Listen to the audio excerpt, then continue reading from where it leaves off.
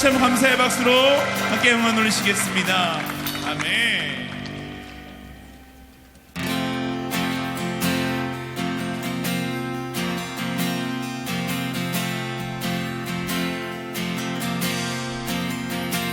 주 안에 있는 나에게 땅끝심이 있으랴 십자가 밑에 나아가 내 짐을 풀어내.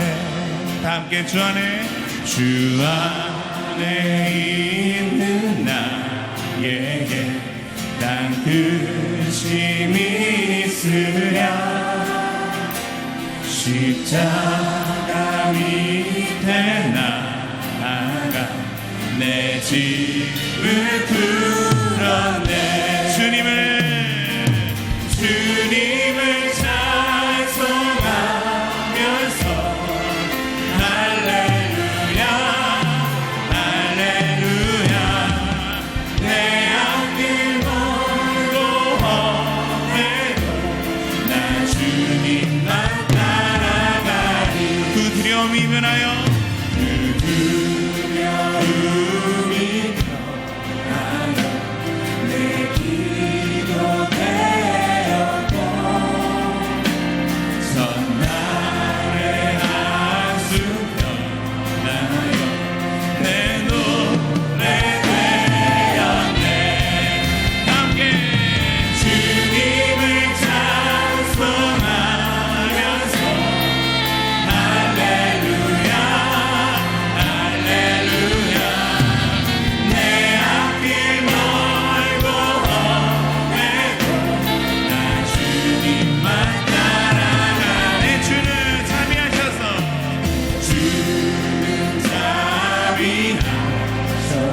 계십니다. 내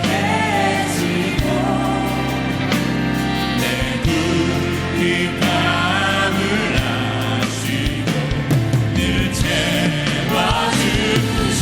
할렐루야. 다 함께 주님을 찬송하면서 할렐루야 할렐루야. 내 앞길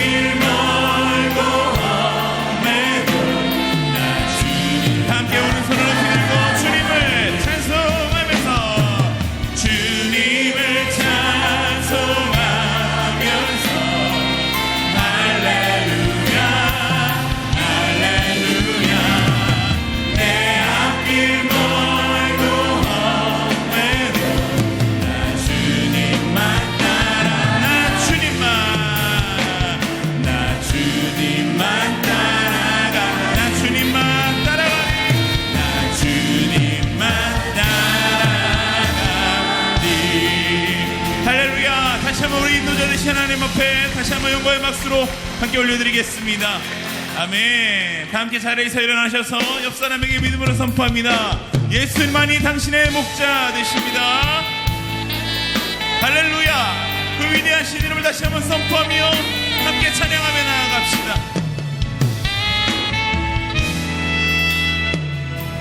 우리 보좌 앞에 모였네. 함께 주를 찬양하며 하나님의 사랑 그 아들 주셨네. 그의 피로 우리 구원받았네. 십자가에서 쏟으신 그 사랑 강같이 온 땅에 흘러 한 나라와 소속 백성만 얻어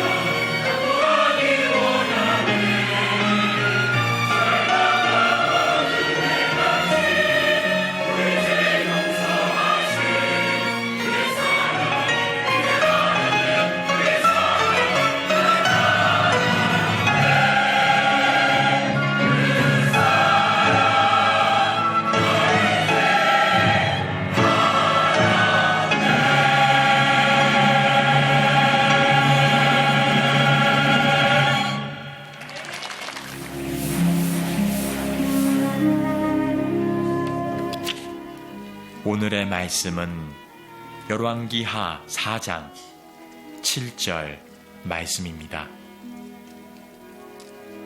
그 여인이 하나님의 사람에게 나아가서 말하니 그가 이르되 너는 가서 기름을 팔아 빚을 갚고 남은 것으로 너와 내 두 아들이 생활하라 하였더라. 20세기 초에 평양에 한 불행한 삶을 사는 과부 하나가 있었습니다.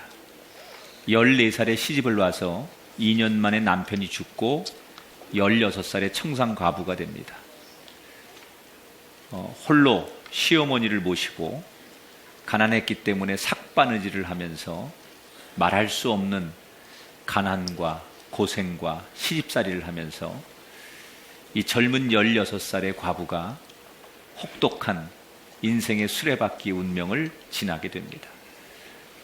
그나마 다행인 것은 어릴 때 청산 과부가 되어서 너무 가난하게 살던 이 여인이 예수님을 알게 되어서 고통스럽고 힘들 때마다 예수님께 나와서 부르짖어 기도하고 또 예배하면서 하나님을 의지하는 것 때문에 그나마 어려움들을 이기며 살아갈 수 있었습니다.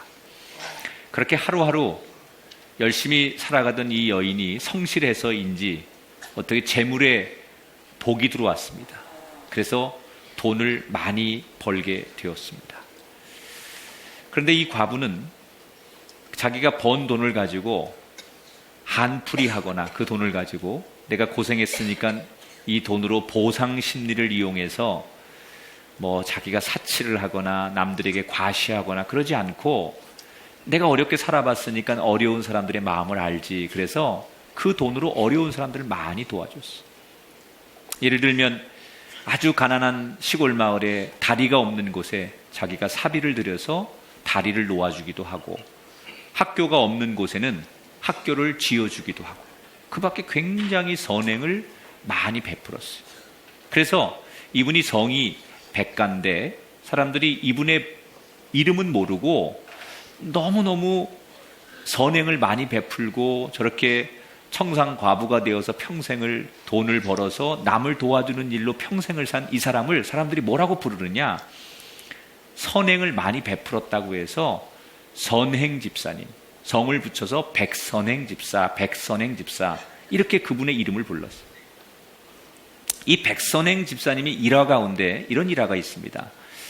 돈을 좀 한참 벌어서 중년의 삶이 되어서 남편의 몇 자리라도 옮겨 놓을까 해서 선산 하나를 구입하게 됩니다. 부동산 업자에게 부탁을 해서 산을 하나 계약을 하고 사게 됐는데 사기를 당했습니다. 가서 보니까 이거는 묘로도 쓸 수 없고 다른 곳으로 쓸 수 없는 악산이에요. 완전히 돌투성인 악산이기 때문에 절대 사면 안 되는 산을 속아서 사는 거예요. 그런데 자기가 과부고 여인인데 뭘 어떻게 하겠어요? 아는 사람한테 하소연할 수도 없고 그래서 소가리를 하면서 그냥 사기당한 걸 인정하고 이 산을 소유하게 됩니다. 그렇게 여러 해가 지났는데 어느 날 일본 사람들이 이 산을 사겠다고 당신이 산 금액보다 몇 배로 더 돈을 주고 살 테니까 우리에게 팔아라 라고 일본 사람들이 제안을 하더래요. 근데 이 백선영 집사가 절대 못 팔겠다고 그러는 거예요. 그 옆에 있는 목사님이 안타까워서 아니 산 값보다 몇 배로 더 준다는데 왜 안 파느냐 팔아라. 그렇게 종용을 해도 이 백선영 집사는 절대로 팔 수 없다 그러더래요. 왜 그러냐 그랬더니 이분이 하는 얘기가 내가 아무것도 모르고 사기를 당해서 이 돌산을 샀는데 아무리 돈을 더 준다고 해도 그렇지 어떻게 다른 사람이 이 산을 사서 망하는 걸 봅니까? 그래서 이 산을 팔 수가 없습니다 그러더라고요. 그래서 그게 아니고 이 사람들이 일본 사람들이 시멘트 공장을 하는 사람들인데 이 산을 사서 돌을 깨서 시멘트를 만드는데 이게 꼭 필요하다고 하니 서로가 좋은 거 아니냐. 당신이 이 산 쓸모 없는데 팔면 좋은 거다. 아 그런 거냐고. 그래서 팔아서 또 부자가 됐대요.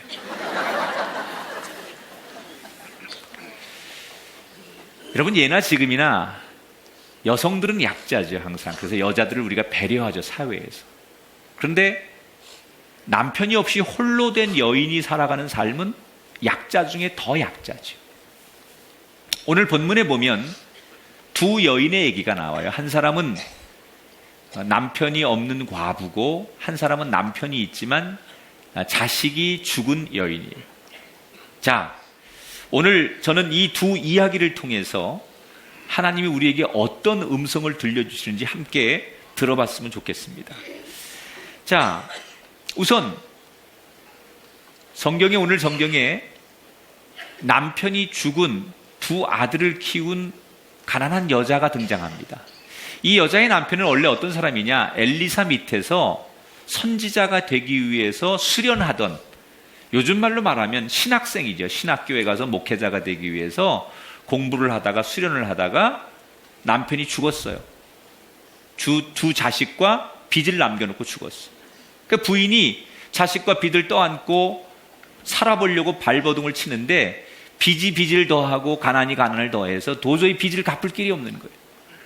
그러니까 빚쟁이들이, 채무자들이 와가지고 빚 대신에 남겨놓은 두 아들을 데려가겠다고 생떼를 쓰기 시작합니다. 이 고대 사회에는 율법에 빚을 청산하는 방법 중에 하나가 자식을 내어주는 방법이 합법적으로 있었어요. 그래서 이 사람들이 자식을 데려가겠다고 하는 거예요. 그러니까 이 여인이 곤란한 상황에 빠졌죠. 이게 첫 번째 여인이에요. 두 번째, 수넴 여인이라는 여자가 나옵니다. 이 여자는 앞에 과부하고는 좀 상황이 다릅니다. 집이 굉장히 유복해요. 남편이 잘 살아요. 그런데 자식이 없었어요. 어렵게 자식을 얻습니다. 그리고 그 자식이 잘 자라서 이제 뛰어다니고 걸어다니고 막 한참 재롱을 필 나이에 갑자기 아들이 죽게 됩니다. 자, 두 가지 공통점이 있죠. 둘 다 여자라고 하는 것, 그 다음에 자녀의 어려움을 겪고 있다는 두 가지의 공통점이 있어요. 우리가 인생을 살다 보면 자녀 문제든 경제 문제든 또 무슨 건강의 문제든 관계의 문제든 우리가 많은 어려움을 만날 수 있어요. 근데 이 어려움을 해결하는 방법이 중요합니다. 어떤 사람은 그냥 임시 방편으로 문제를 해결하는 사람이 있고, 어떤 사람은 문제를 해결하는 습관이 원인을 잘 파악해서 원인부터 고쳐서 문제를 해결하는 스타일이 있어요. 오늘 두 사람은 이 문제를 어떻게 해결하느냐? 근본적으로 이 문제를 해결하려고 노력을 합니다. 자, 우선 이 선지생도의 부인이 빚으로 자식을 빼앗길 것 같은 위기가 닥치니까 이 과부가 생각해낸 게 자기 남편이 정말 존경했던 자기 남편의 선생님 엘리사 선지자를 찾아가는 거예요. 그리고 그 엘리사 선지자 앞에서 그가 울면서 도움을 요청해요. 오늘 1절에 보니까 당신의 종 나의 남편이 이미 죽었는데 당신의 종이 여호와를 경외한 줄은 당신이 아시는 바니이다. 이제 빚준 사람이 와서 나의 두 아이를 데려가 그의 종을 삼고자 하나이다 하니. 자, 지금 이 문제를 가지고 이 여인이 어디를 가요? 선지자, 주의 종을 찾아갔어요. 주의 종이니까 그냥 사람이겠지 생각하지만 이 여인의 마음속에는 하나님은 보이지 않으니까 하나님의 말씀을 전하는, 하나님의 능력을 전하는 주의 종을 찾아갔다는 것은 하나님을 찾아가는 마음으로 갔다는 얘기죠. 또 두 번째, 아들을 잃은 이 여인. 이 여인이 어떻게 아들을 잃게 되느냐? 이 여인은 수넴이라고 하는 지역에 사는 여자예요. 그래서 수넴 여인이라고 해요. 이 여인을 성경에서. 이스라엘 위쪽에 있는 마을인데 그곳에 엘리사 선지자가 자주 가서 선교를 하고 복음을 전했어요. 근데 그 지역에 유지였던 이 수넴 여인이 그 엘리사를 존경했어요.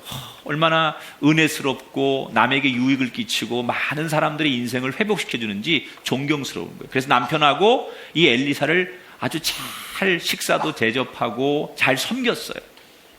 그리고는 자주 자기 지역에 와서 이 선교 사역하는 엘리사를 위해서 거처를 하나 만들어줬어요. 남편하고 여기 오시면 꼭 저희 집에서 아무 때나 쉬시고 먹고 하실 수 있도록 선교하는데 지장 없도록 저희가 도움을 드리겠습니다. 그래서 게스트하우스를 하나 만들어가지고 엘리사에게 제공을 했어요. 그러니까 엘리사가 너무 고맙잖아요. 야, 이렇게 내가 하는 사역을 지지해주고 격려해주는 평신도가 있는 거에 너무 고마워서 엘리사가 이 수넴 여인에게 내가 무슨 축복을 하면 좋을까 생각을 하는 거예요. 그런데 가만히 보니까 이 여인이 다 행복한 조건을 가지고 있는데 남편이 나이가 많고 이 여인이 애가 없어요. 아이를 갖지 못하는 거예요. 그래서 이 엘리사가 그 여인에게 내가 당신에게 축복하노니 내년 이맘때쯤 아이가 생길 것이다 라고 예언을 하게 됩니다. 그러니까 이 여인이 남편이 나이 많고 지금까지 생기지도 않던 애가 어떻게 생깁니까? 그리고 처음에는 반신반의했는데 1년 뒤에 정확하게 아이가 생깁니다. 그리고 이건 분명히 엘리사가 자기에게 축복해서 생긴 거라고 믿으니까 더더욱 엘리사를 존경하게 되고 엘리사를 후원했겠죠. 그렇게 아이가 잘 성장합니다. 어느 날 아이가 막 이제 뛰어다니고 한참 커가지고 다니는데 아버지가 일하는 밭에 아빠를 만나러 나갑니다. 그런데 이 중동 지역은 일사병이 굉장히 많거든요. 햇빛이 강하니까 이 아이가, 어린 아이가 나갔다가 아빠가 일하는 들에 나갔다가 일사병에 걸리는 거예요. 그러니까 아이가 뭐 상태가 이상하니까 빨리 아이를 이 아버지가 엄마에게 집으로 보냅니다. 그런데 아이가 집에 와서 엄마 품에 안겨서 눈을 뜨지 못하고 죽게 돼요. 이때 이 수넴 여인이 아들이 죽었다는 사실을 인지하고 통곡하면서 뭘 하느냐. 보통 중동 지역은 사람이 죽으면 24시간 이내에 장례를 치르게 돼 있어요. 우리처럼 3일장, 5일장이 불가능합니다. 왜냐하면 너무 더우니까 시신이 부패해요. 그래서 반드시 하루 이전에 시신을 장례하는 게 중동 지역의 장례 습관이에요. 그런데 이 여인이 아들이 죽었는데 그 아들을 엘리사가 쉬는 게스트하우스 침대에 갖다 눕힙니다. 그리고는 곧바로 엘리사가 있는 갈멜산, 그곳을 향해서 뛰어가기 시작합니다. 엘리사를 만나러 가는 거예요. 자, 이 두 여인 다 지금 본인들이 감당할 수 없을 만큼의 큰 어려움과 고통을 만났어요. 하나는 자녀들이 지금 노비로 끌려가게 생겼고 하나는 자식이 죽었습니다. 그런데 이 절대절명의 위기와 어려움 속에 이 두 여인이 선택한 방법이 뭐예요? 문제를 가지고 하나님께로 나갔다.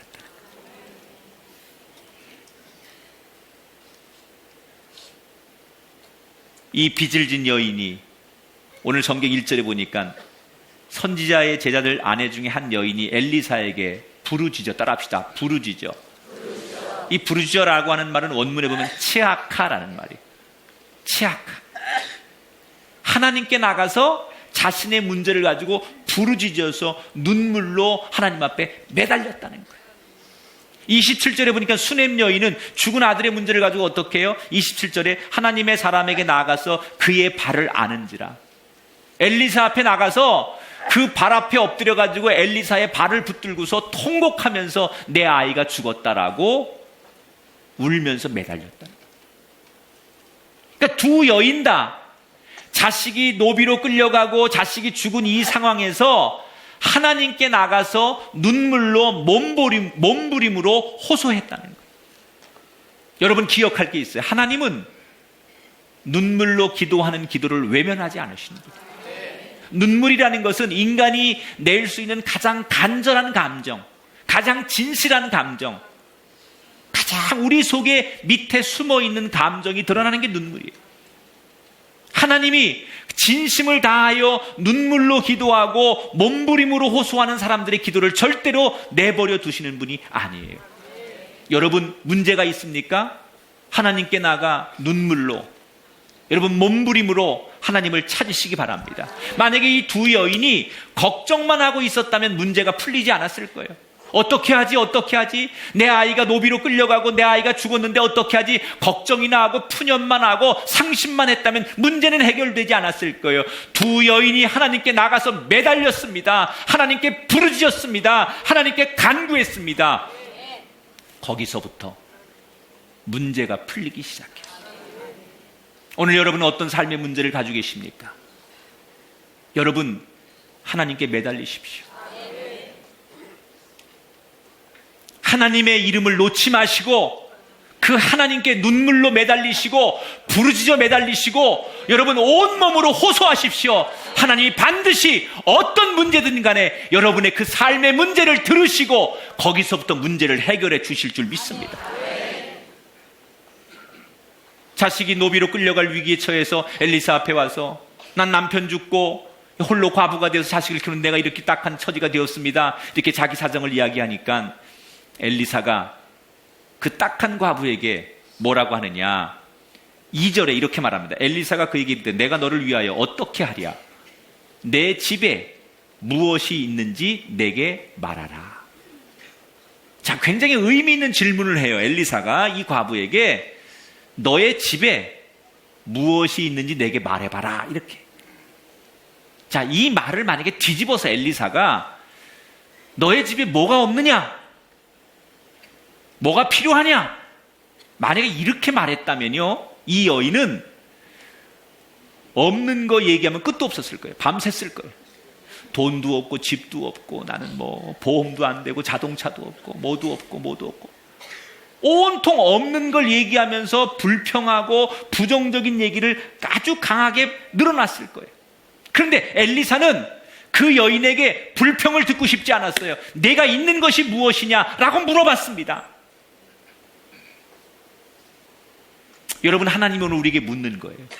우리가 어떤 문제를 만났든 간에 하나님 우리에게 묻는 것, 없는 것 얘기하지 말고 내가 지금 있는 게 무엇이냐, 우리의 생각을 긍정적으로 바꾸라는 것. 그러니까 이 여인이 대답하죠. 기름 한 그릇 외에는 아무것도 없나이다. 내가 지금 있는 거라고 집에 물으시는 그 물음에 내가 대답한다면 우리 집에 지금 내가 내놓을 수 있는 게 마지막 남은 기름 한 병 위에는 나는 아무것도 가진 게 없습니다. 이때 엘리사가 그의 생각을 교정해요. 나는 아무것도 없습니다. 이렇게 말하는 그 여인에게 뭐라고 해요? 아니다. 아무것도 없는 게 아니라 너에게는 아직도 기름 한 병이 남아있다. 많이 듣던 얘기 아니에요? 소신에게는 아직도 12척의 배가 있사옵니다. 여러분, 이 말은 지금 우리의 말로 바꿔 말하면 하나님이 너에게는 아직도 가능성이 있다는 거예요. 우리는 나는 이제 끝났다, 나이 먹어서 끝났고, 나는 사업에 실패해서 끝났고, 나는 가정이 이렇게 붕괴돼서 끝났고, 모든 게 나는 끝났다, 이렇게 말하는 우리의 인생을 향해서 주님이 오늘 우리에게 말하신다면 이렇게 말씀할까? 아니다. 너는 아직도 가능성이 있다. 너는 너를 끝났다고 말할지 모르지만, 남들은 너한테 실패자라고 말할지 모르지만, 너는 아직도 가능성이 있다, 이 말씀을 하시는 거예요. 그리고는 그 기름을 가지고 놀라운 기적을 일으키셨어요. 여러분, 삼손이 1,000명의 블레셋 군인을 쓰러뜨릴 때 사용한 것은 길가에 버려진 메마른 당나귀 뼈를 들고서 1,000명의 군인을 때려 눕혔어요. 예수님이 가나 혼인 잔치에서 물이 변하여 포도주 되게 하는 그 기적을 일으킬 때 사용됐던 것은 흔히 어느 집에나 다 있는 평범한 항아리를 사용해서 기적을 일으키셨어요. 사람의 눈으로 볼 때는 아주 보잘것없고 평범해 보이는 그것이지만, 그것이 하나님 눈에 비칠 때는, 그것이 하나님 손에 들려질 때는, 그것이 하나님 손에 사용되어질 때는 놀라운 역사를 일으킵니다. 여러분 손에, 여러분의 가정에, 여러분의 인생에 남들이 볼 때 별것 아닌 것밖에 없고, 나는 남들에 비교하면 너무 작은 것밖에 없는 것 같이 여길지라도 그것이 하나님 손에 붙들려지고, 그것이 하나님 손에 붙들려지고 사용되면 누구도 사용할 수 없는 위대한 축복의 도구가 된다는 것을 기억하십시오. 남들이 보는 게 중요한 게 아니에요. 하나님이 그걸 보고 있느냐가 중요합니다. 작은 것을 부끄러워하지 마십시오. 가난을 부끄러워하지 마십시오. 배우지 못한 것을 부끄러워하지 마십시오. 내게 있는 생명을 자랑하십시오. 내게 있는 희망을 자랑하십시오. 내 입술에 긍정의 고백을 자랑하십시오. 하나님 그것만 가지고도 여러분의 인생을 축복해 주실 줄 믿습니다. 엘리사가 기름밖에 없다고 하는 이 여인에게 아니다, 넌 아직도 그게 있어 라고 말하면서 3절에 이렇게 말하죠. 너는 밖에 나가서 모든 이웃에게 그릇을 빌리라. 빈 그릇을 빌리되 조금 빌리지 말고 최대한 많이 이웃들에게 빈 그릇을 빌려오래요. 그러니까 이 여인이 나가서 엘리사 생도가 시키는 대로 이웃집 다니면서 그릇을 잔뜩 빌려왔어요. 아마도 이 여인이 비록 가난하게 살았지만 인심은 잃지 않은 거예요. 그러니까 사람들이 그릇을 빌려줬겠죠. 그래서 그릇을 최대한 많이 빌려올 만큼 빌려왔어요. 그리고는 엘리사가 네가 가지고 있는 그 빈 그릇에 빈 그릇에 네가 가지고 있는 기름병을 갖다 부어라 라고 말했어.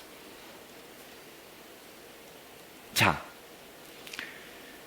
뒷얘기는 이제 나중에 하고, 참 황당하죠. 얘기가 허무맹랑하죠. 제3자들이 들으면 야, 성경은 거의 무협지 수준이야. 아니 무슨 저 무협지 소설에 나오는 그런 거하고 뭐가 달라?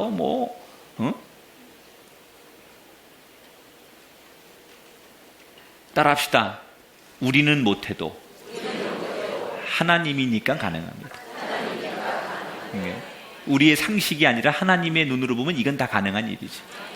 그런데 이게 제3자들이 보면 참 말과 행동이 황당하잖아요. 지금 논리적으로 이 여인이 자식이 지금 노예로 끌려가게 생겨서 급해가지고 선생님을 찾아간 거예요. 남편의 선생님을 찾아가 도와달라고 그랬더니, 그럼 우리 상식적으로는 선생님이 자기의 인간관계나 지위를 이용해서 아니면 자기 돈을 들여서라도 그 사채업자를 만나서 해결해 줘야 되는 거 아니에요?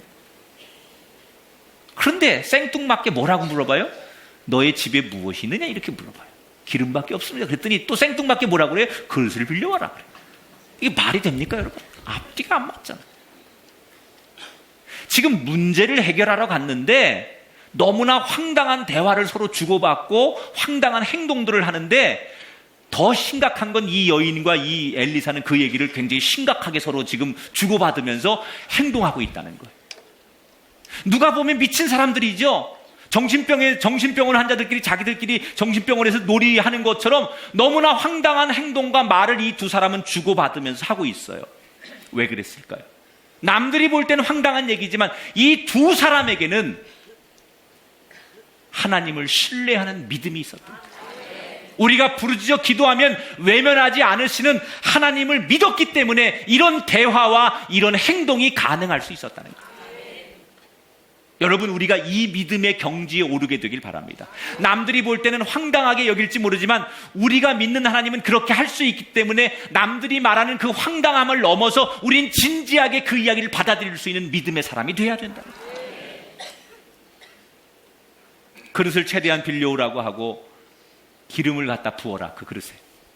그랬더니 오늘 5절 6절에 여인이 그의 두 아들과 함께 문을 닫은 후에 그들은 그릇을 그에게로 가져오고 그는 부었더니 그릇이 어떻게 됐다고요? 다 찬지라. 기름을 부었는데 첫 번째 그릇이 차고, 그런데 기름이 계속 흘러나오는 거예요. 그래서 다시 두 번째 그릇에도 기름을 부었는데 기름이 계속 나오는 거예요. 또 세 번째 그릇에도, 네 번째 그릇에도, 다섯 번째 그릇에도 아멘 할 때까지 계속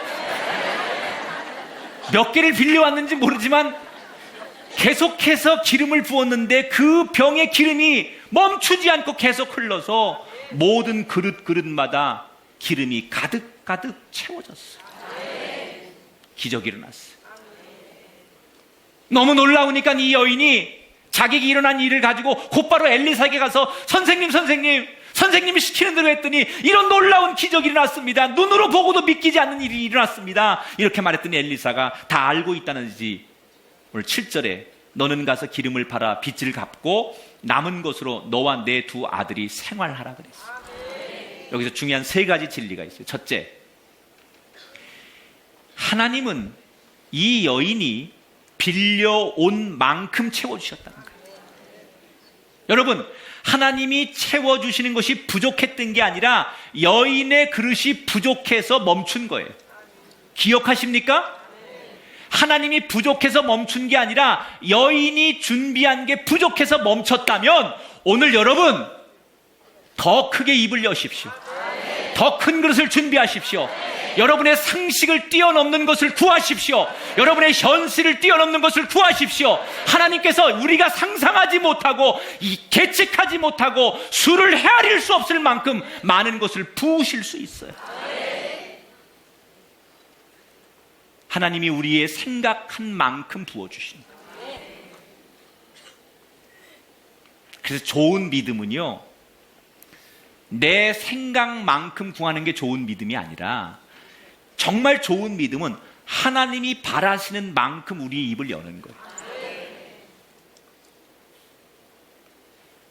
어떤 사람은 에이, 상식적으로 기도해야지. 맞는 얘기지만 대단히 신앙적으로 불신앙적인 얘기. 이 믿음을 경험하지 않은 사람에게는 이 말이 맞아요. 그러나 믿음을 경험한 사람에게는 이 말은 모순이 있는 얘기. 내 상식만큼 구하는 것은 그건 믿음이 아니에요. 그건 철학이고, 그건 수학이고, 그건 과학이고, 그건 경제 논리죠. 믿음에서, 성경에서, 신앙에서 말하는 것은 내 상식을 뛰어넘는 것을 구하는 거예요. 그것을 응답하시는 하나님. 두 번째, 이 여인은 지금 표면적인 문제를 구하러 가는 거예요. 아들이 채무자에게 빚쟁이에게 끌려가게 생겼으니까 이걸 해결해 달라고 어떻게 하면 좋겠냐고 가장 급한 문제를 해결하러 간 거예요. 그런데 엘리사는 표면적인 문제를 구하러 온 그에게 근본적 문제를 해결해 줬어요.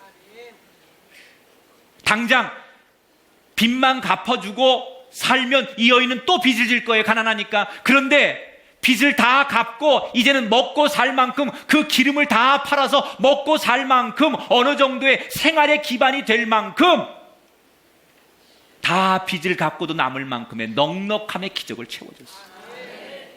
과부는 작은 것을 요구했지만 하나님은 풍성하게 응답하셨어요. 여러분, 우리는 작은 것을 요구하지만 하나님은 넉넉하게 응답하시는 분이에요. 우리는 현실의 문제를 요구하지만 하나님은 근본적 문제까지 해결하시는 분이에요. 여러분에게 이 축복이 있길 바랍니다. 여러분의 가정과 인생에 오늘 이 기적이 일어나게 되길 주 이름으로 축원합니다. 세 번째,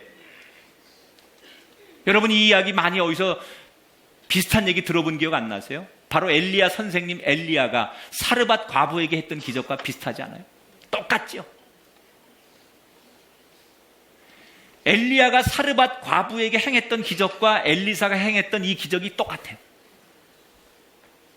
여러분, 엘리야의 하나님이 변함없이 엘리사의 때도 하나님이에요.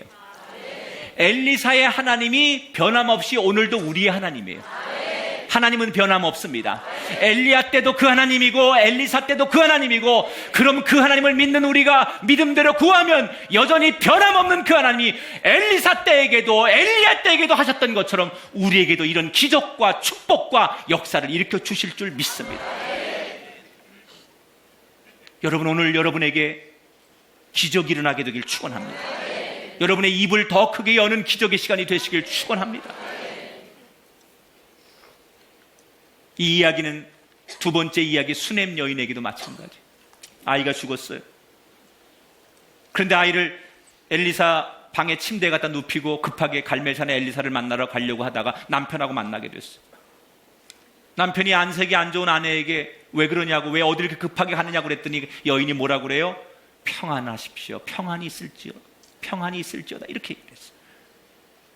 여러분, 자식이 죽었는데 어떻게 지금 평안이라는 말이 나옵니까? 이 말은 우리말로 직역하면 그런 거예요. 다 잘 될 겁니다. 다 잘 될 겁니다. 그런 긍정적인 얘기예요. 그리고는 엘리사를 만나러 갈멜산에 갔는데 처음에 엘리사를 만난 게 아니라 엘리사의 수종드는 게하시라고 하는 사람을 먼저 만나요. 이 게하시가 아니 어떻게 이렇게 급하게 오셨냐고, 무슨 일이 있냐고 그랬더니 그때도 뭐라고 해요? 자기 문제를 얘기하지 않고 평안이 있습니다. 잘 될 겁니다. 그리고 엘리사를 만나러 다시 들어가요. 엘리사를 만나자마자 조금 전에 성경에서 읽었던 대로 그의 발을 붙들고 통곡하면서 그때서야 자신의 문제를 내어놓기 시작했어요. 이 수넴 여인이 자기가 문제를 만났을 때 소란을 피우면서 의사를 부르고 하나님을 원망하고 그러지 않았어요. 하나님의 종 엘리사를 만나러 나갈 때까지, 하나님께 이 문제를 가지고 갈 때까지 다른 것을 의지하지 않고 오직 이 문제를 하나님께만 직접 가지고 갔다는 거예요. 여러분, 우리는 너무 믿음을 가지고 있는 사람이 자꾸 중간에 다른 장벽들을 의지해요. 하나님께 나아가기 전에 우리는 너무 수많은 다른 장벽들을 너무 많이 의지해요. 근본적 문제는 하나님께 가지고 나가요. 사람이 우리에게 도움을 주고 하나님이 그 사람을 통해서 우리를 돕게 하실 수 있지만, 우리의 생각이 하나님보다 사람을 더 의지하고 하나님보다 세상을 더 의지하고 하나님보다 방법을 더 의지하지 않는 것, 그것이 믿음이라는 거예요. 이 여인은 하나님께로 모든 걸 가지고 나가요. 예수님께서 여리고성을 지날 때 맹인들이 소리를 지릅니다. 주님, 우리 같은 사람들도 좀 불쌍히 여겨주십시오. 그랬더니 예수님이 이렇게 앞을 보지 못하는 맹인들이 거기서 우리 같은 사람들도 불쌍히 여겨주십시오. 그러니까 그들에게 다가가셔서 무엇을 해주길 원하느냐 이렇게 물으셨어요. 이때 맹인 하나가 놀라운 얘기를 합니다. 자기들은 예수님 앞에 가까이 갈 수 없는 사람들이라고 생각했어요. 그래서 저 멀리서 예수님, 우리 같은 이런 놈들도 좀 불쌍히 여겨주시고 우리 같은 놈들도 좀 만나주십시오, 이런 의미로 얘기했는데, 그 얘기를 듣고 예수님이 오시더니 무엇을 해주길 원하느냐 이렇게 물으십니다. 그때 이 맹인이 핵폭탄 같은 발언을 해요. 주님, 보기를 원합니다.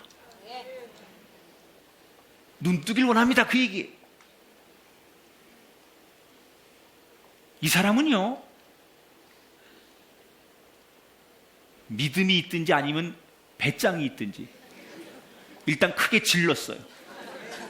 보기를 원합니다. 만약 이때 맹인이 주님, 나 남은 여생 편하게 살도록 아주 질릴 만큼 써볼 수 있도록 돈을 좀 주십시오. 평생 먹고 살 만한 돈을 구했든지, 나를 좀 도와줄 수 있는 사람을 좀 만나게 해주시든지, 아니면 나한테 마음의 평안을 주십시오, 이런 걸 구했다면 그는 그런 건 얻었을지 몰라도 눈을 뜨진 못했을 거예요. 근데 뭐 했어요? 상식을 뛰어넘는 걸 구했어요. 눈을 뜨길 원했어요. 너무 크게 구했어요. 만약에 이 맹인이 가능한 일을 구했다면 그는 눈을 못 떴을 거예요. 내가 이런 정도를 요구해야 상식적으로 들어줄 거다라고 생각하는 얘기를 주님께 요청했다면 눈은 못 떴어요. 돈은 얻을 수 있었을지 몰라요. 사람은 얻을 수 있을지 몰라요. 그러나 평생 눈은 못 떴을 거예요. 상식을 뛰어넘는 것을 구했기 때문에 기적이 일어나는 거예요. 시편 81편에 우리에게 말합니다. 내 입을 크게 열라 내가 채워주리라. 과부가 가져온 빈 그릇만큼 채워주시지 않았습니까? 수넴 여인이 나와서 울며 매달린 그 믿음만큼 하나님께서 채워주시지 않았습니까? 오늘 여러분, 그 믿음으로 구하십시오. 그 믿음으로 예비하십시오. 그 믿음으로 하나님을 묵상하십시오. 여러분에게도 수넴 여인처럼 빈 그릇이 채워지는 기적이 일어날 줄 믿습니다.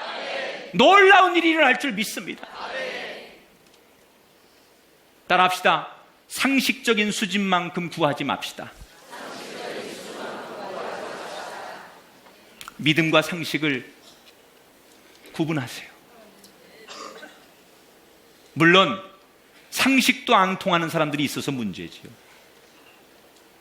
그러나 믿음은 상식을 뛰어넘는 거예요. 상식적으로 내가 이 정도 구해야지 양심이 있지, 하나님도 이 정도밖에 못 하실 거야, 상식적으로 이 정도만 해도 잘 되는 거지, 이거 아니에요. 내 입을 크게 열라. 내 믿음대로 될지어다. 눈을 크게 하나님께 들어 그분을 바라보시는 놀라운 믿음을 가진 여러분 되시길 축원합니다. 인생에 여러 가지 위기가 올 수 있습니다. 그 위기를 해결하는 방법이 세상은 돈일 수도 있고 능력일 수도 있습니다. 그러나 우리 그리스도인에게는 오직 하나님을 바라볼 때 그 문제를 근본적으로 해결할 수 있다는 것을 기억하시면서 어려움이 올 때마다 하나님을 찾으십시오. 어려움이 올 때마다 하나님께 매달리십시오. 여러분이 지금 가지고 있는 그 문제를 더 하나님 앞에 간절히 매달리시고 상식을 뛰어넘을 만큼 크게 구하셔서 하나님이 살아계심을 여러분의 어려움을 통해서 만나보시고 하나님의 살아계심을 체험할 수 있는 아름다운 성도들 되시기를 주님의 이름으로 축복합니다.